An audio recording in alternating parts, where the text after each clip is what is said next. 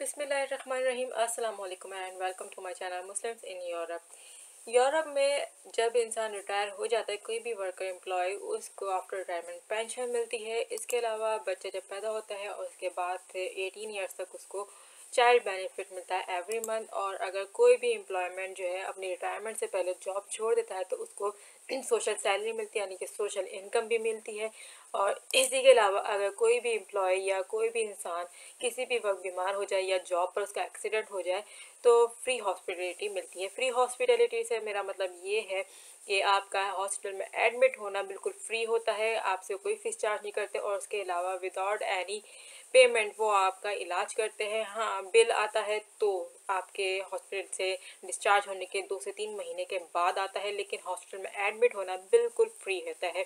तो ये सब फैसिलिटीज़ यूरोप के अंदर हैं, यूरोप के बेनिफिट्स में शामिल है। ये हमें किस तरह से हासिल हुई, क्या है पहले से हमारा जो यूरोप ये है बना हुआ आज वेल डेवलप है, क्या पहले भी ये ऐसे ही वेल डेवलप था? तो मैं आपको ये बताती चलूँ कि ऐसा बिल्कुल भी नहीं था। यूरोप के अंदर जितने इनकलाबात आए, जितने एहतजाज हुए, शायद ही कहीं और हुए होंगे। खैर, एहतजाज और इनकलाब तो हर जगह हुए थे।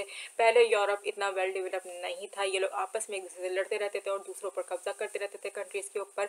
और ऊंच नीच जात पात, वही जो रंग नस्ल होता है, जात पात, पाकिस्तान, इंडिया वगैरह हर जगह दुनिया में यही चीज़ें थी। और यहाँ यूरोप में भी वही था कि जो ऊंची जात के लोग थे वो नीची जात के लोगों के साथ बुरा बिहेवियर करते थे। यानी कि यहाँ पर होते हैं दो तरह के क्रिश्चियन, जो होते हैं कैथोलिक और एक होते हैं फ्लैमिश। कैथोलिक वाले काफ़ी अमीर होते थे और जो फ्लैमिश वाले गरीब होते थे। कैथोलिक वाले फ्लैमिश वालों पे ना से जुल्म करते थे और इन लोगों से तकरीबन 12-12 14 घंटे काम कराया करते थे और बहुत ही कम पैसे देते थे। 2 फ्रांस डेली के देते थे। 2 फ्रांस तकरीबन 2 यूरो से भी कम होते हैं और ज़रा सी मिस्टेक पर ये उन लोगों के ऊपर जुर्माने लगा देते थे, जिसकी वजह से ये लोग गुर्बत और अफलास और या अनएम्प्लॉयमेंट की वजह से या गरीबी की वजह से या बीमारियों की वजह से, कम सोने की वजह से, ठंड से बहुत जल्द मर जाते थे। और इसके अलावा ये जो फ्लैमिश यानी गरीब तबका था, ये इन लोगों के बच्चे भी बहुत ज़्यादा होते थे उस ज़माने में। जी हाँ, 10-10, 12-12, 15-15 बच्चे ये पैदा करते थे। और अगर इनकी हम एम्प्लॉयमेंट की बात करें तो बच्चे से लेकर बूढ़े तक हर कोई, चाहे वो औरत हो, मर्द हो, जवान हो, बच्चा हो, बूढ़ा हो, हर कोई इनके यहाँ जॉब करता था। जी, इन्होंने बहुत बुरा वक्त देखा है। बेल्जियम की हिस्ट्री ऐसी ही है, बेल्जियम का पूरे यूरोप की हिस्ट्री में ऐसी ही सारी बातें सनसनीखेज जो है आपको बातें सुनने, वाक़यात सुनने को मिलेंगे। तो इन लोगों ने इस तरीके सब जुल्म से, या ये जो भी ये डेमोक्रेसी के अंदर थे या जो भी कुछ इनके साथ जुल्म ज़्यादती हो रही थी, कैसे से बाहर निकले। इन लोगों ने असल में एहतजाज किए थे। 16वीं 17वीं 18वीं सदी में ये लोग हमें जो है बहुत ज़्यादा जुल्म सितम का शिकार थे और इनको बहुत ज़्यादा टैक्स पे करना पड़ता था। लेकिन 18वीं सदी के आखिर में इन लोगों ने एहतजाज करना शुरू किए, इनकलाबात आए 19वीं सदी में। 19वीं सदी के अंदर ही बेल्जियम जो है एक अलग मुल्क बन के निकला और इसी तरीके से यूरोप के अलग अलग कंट्रीज़ जो है वो अपनी अपनी आज़ादी हासिल कर ली।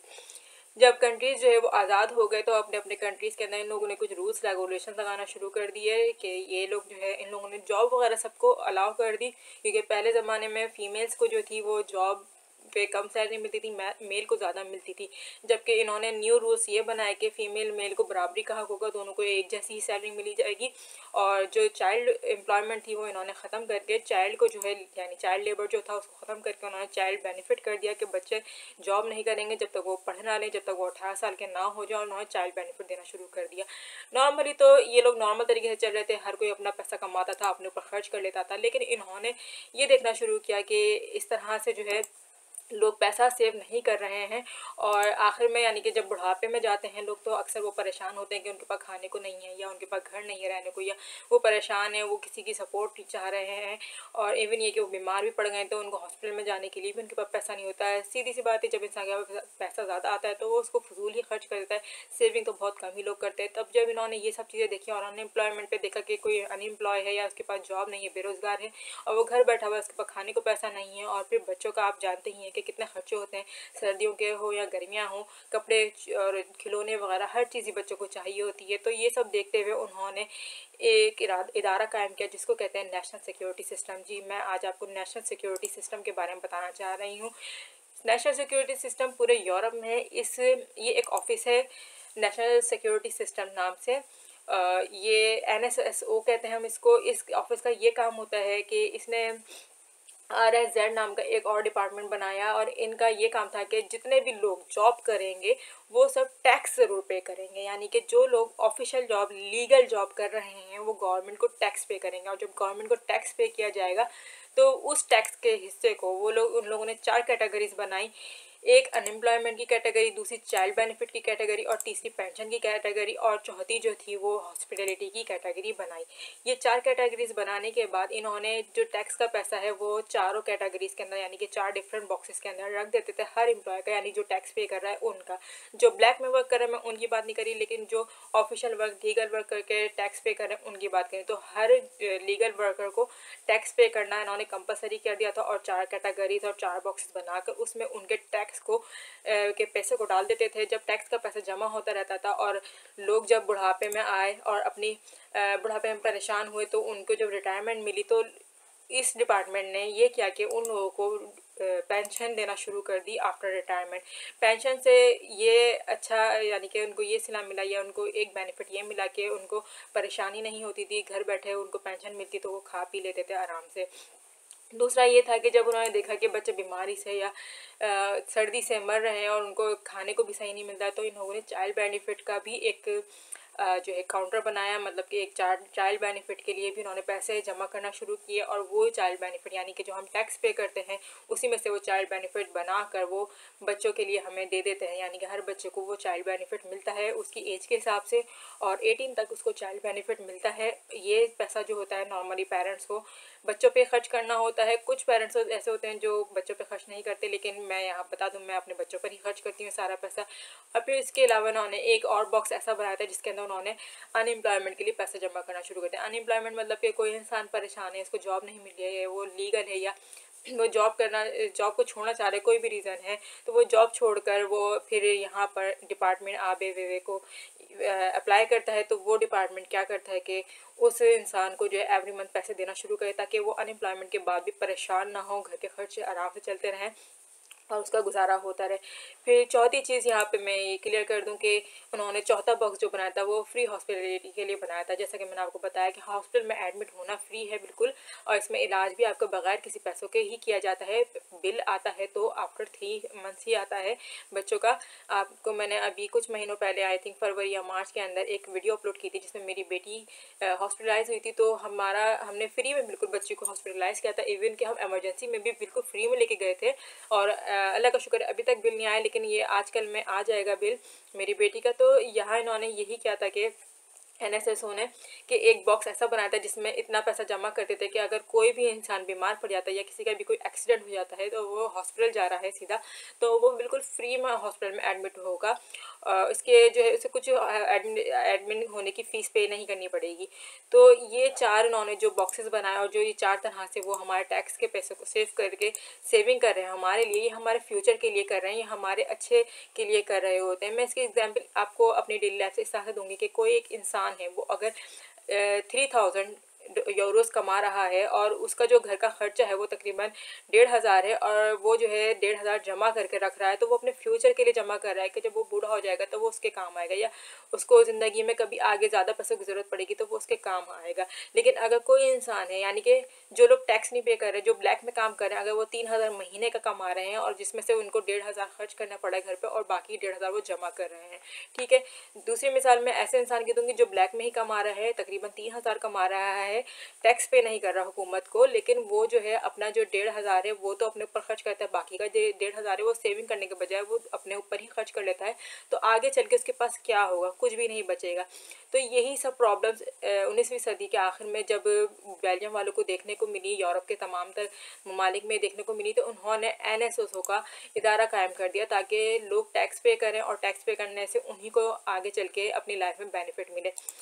अब मैं यहाँ तीसरी मिसाल आपको पाकिस्तान से दूंगी लेकर और यूरोप की, यानी कि पाकिस्तान और यूरोप में क्या फ़र्क है इन चारों बेनिफिट्स को लेकर या इन चारों प्रॉब्लम का सोल्यूशन को लेकर। यानी कि अगर हम पाकिस्तान में यही रूल लगा दें कि आप जो जॉब कर रहा है इंसान, हर लीगल जॉब करने वाला आपको टैक्स पे करेगा गवर्नमेंट को, और गवर्नमेंट इस पैसे को जमा करके रखेगी इन 4 बेनिफिट्स के लिए, ठीक है। और अगर ऐसा ही रूल लगा दिया जाए तो क्या फ्यूचर में जाकर कोई भी इंसान किसी भी वजह से पैसा ना सिर्फ बचाएं बल्कि अपने फ्यूचर के लिए सिक्योर करें, या इसी तरीके से हम हुकूमत को टैक्स देकर अपने बेनिफिट्स के लिए आगे फ्यूचर के लिए सिक्योर रखें, तो क्या हमारे लिए बेहतर नहीं होगा? ये मेरे ख्याल से अल्लाह ताला ने अकल दी तो उसका इस्तेमाल करना चाहिए। फिर मैं बात करती हूँ चाइल्ड बेनिफिट की। आप में से कितने लोग ऐसे हैं जिनके बच्चे हैं और जो पाकिस्तान में जब सर्दियाँ आती हैं उनके बच्चे कपड़े मांग रहे होते हैं, तो अक्सर लोग कहते हैं कि पैसे नहीं, हम कपड़े कहाँ से दिलाएं सर्दियों के, या गर्मियाँ आती हैं तो आपका दिल करता है बच्चों को अच्छे अच्छे कपड़े दिलाने का, अच्छे अच्छे खिलौने दिलाने का, लेकिन आप नहीं दिला पाते। बच्चे अगर बाहर जाते तो आपको बच्चे खाना पीने की चीज़ें मांगते हैं, या आपके बच्चे जो एजुकेशन हासिल कर रहे हैं वो फ्री नहीं है, बच्चे को आपको हर चीज़ दिलानी पड़ती है एजुकेशन से रिलेटेड। तो कितने लोग हैं जो परेशान होते हैं और कितने लोग हैं जो ये अफोर्ड करते हुए बच्चे को दिला देते हैं। तो अगर आप ये सोचें कि अगर आप टैक्स पे कर रहे हैं पाकिस्तान में और टैक्स पे करने के बाद हुकूमत आपको चाइल्ड बेनिफिट दे रही है और ये कह रही है पैसा सिर्फ बच्चों पे खर्च होगा, तो क्या आप इजीली बच्चों के ऊपर जो पैसा बच्चों के लिए मिल रहा है वो बच्चों पर ही खर्च नहीं करेंगे? कि जब उनको खुशी खुशी उनकी सर्दियों के कपड़े दिलाएंगे, खुशी खुशी उनको गर्मियों के कपड़े दिलाएंगे, और उनको जब कहीं घुमाने लेके जाएंगे तो खुशी हुई उनकी हर ख्वाहिश को पूरी करेंगे? क्या आप ऐसा नहीं करेंगे? तो यहाँ यही होता है कि मैं अल्लाह का शुक्र है जो भी चाइल्ड बेनिफिट मिलता है मैं बच्चों की सर्दियों के कपड़े भी खुशी खुशी लेकर आती हूँ, उनके खिलौने लेके आती हूँ, हम घुमाने जाते हैं उनको लेकर, तो मैं उनको झूले उनकी पसंद के जो इंजॉय कराती हूँ। इवन ये कि उनको खाने पीने की चीज़ जो भी वो मांगते हैं वो दिलाती हूँ, लेकिन ज़रूरत से ज़्यादा उनको तंग इस तरह से नहीं देती आज़ादी, क्योंकि वो आगे चल के कहीं बिगड़ ना जाए इसलिए। और उनके जो है गर्मियों के कपड़े, उनके खिलौने वगैरह हर चीज़ उनको उनके चाइल्ड बेनिफिट से ही देती हूँ, क्योंकि ये उनका हक है। चाइल्ड बेनिफिट इसीलिए ज़रूरी है। आपके पाकिस्तान में भी टैक्स अगर हम पे करें तो चाइल्ड बेनिफिट के तौर पे भी हुकूमत हमें पैसा दे, तो हम वो तमाम पैसा बेफिक्र होकर बच्चों पर ही खर्च करेंगे। फिर मैं बात करती हूँ अनएम्प्लॉयमेंट की। जाहिर सी बात है लास्ट ईयर मेरे हस्बैंड भी अनएम्प्लॉय हो गए थे, उन्होंने ऑफिशियल जॉब छोड़ दी थी और हुकूमत को यहाँ बता दिया था डिपार्टमेंट को कि मैं जॉब नहीं कर रहा हूँ, तो हुकूमत ने उनको पैसा देना शुरू किया था। तो ये पैसा हमें सिंपली हमारे टैक्स से ही मिलता है, जो हम टैक्स पे कर रहे होते हैं वही सारा पैसा जमा किया जा रहा होता है, उसी के ज़रिए हमें मिलता है। लेकिन पाकिस्तान में अगर कोई बेरोज़गार हो, जैसे कि मेरा भाई बेरोज़गार है, तो जाहिर सी बात है उसको तो हुकूमत कुछ नहीं दे रही है।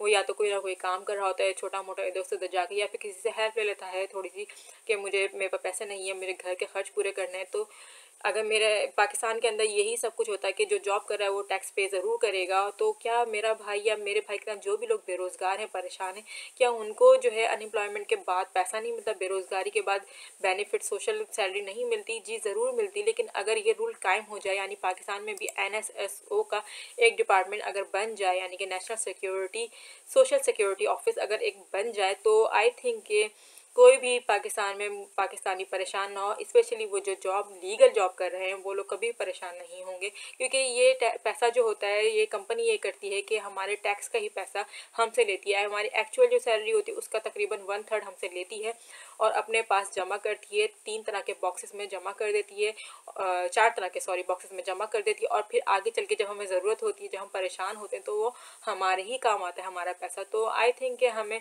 सोशल सिक्योरिटी ऑफिस जो है पाकिस्तान में भी कायम करना चाहिए, ताकि हमारा मुल्क भी एक वेल डेवलप कंट्री बन जाए। जैसे यूरोप के कंट्रीज़ वेल डेवलप कंट्रीज़ है, फाइनेंशियली सेट हैं, इनको किसी चीज़ की कोई प्रॉब्लम नहीं है और ये जो है किसी के आगे भीख नहीं मांगते हैं। तो सेम हमारे कंट्री के अंदर भी ये सर्विसेज आ जाएँ, ये ऑफिस बन जाए, तो शायद यही रूल्स आ जाए, तो शायद हमारा भी मुल्क एक वेल डेवलप कंट्री बन जाए। तो होपफुली आप लोग को आज की मेरी वीडियो पसंद आई होगी। अगर आपको मेरी वीडियो पसंद आई तो ज़रूर इसको लाइक कीजिएगा, मेरे चैनल को सब्सक्राइब कीजिएगा। इसी के साथ ही मुझे दीजिए इजाज़त। फिर से मैं आऊँगी किसी एक और इंटरेस्टिंग टॉपिक के साथ और फिर आप लोग को अच्छी सी इन्फॉर्मेशन दूँगी। इसी के साथ ही अल्लाह हाफ़िज़।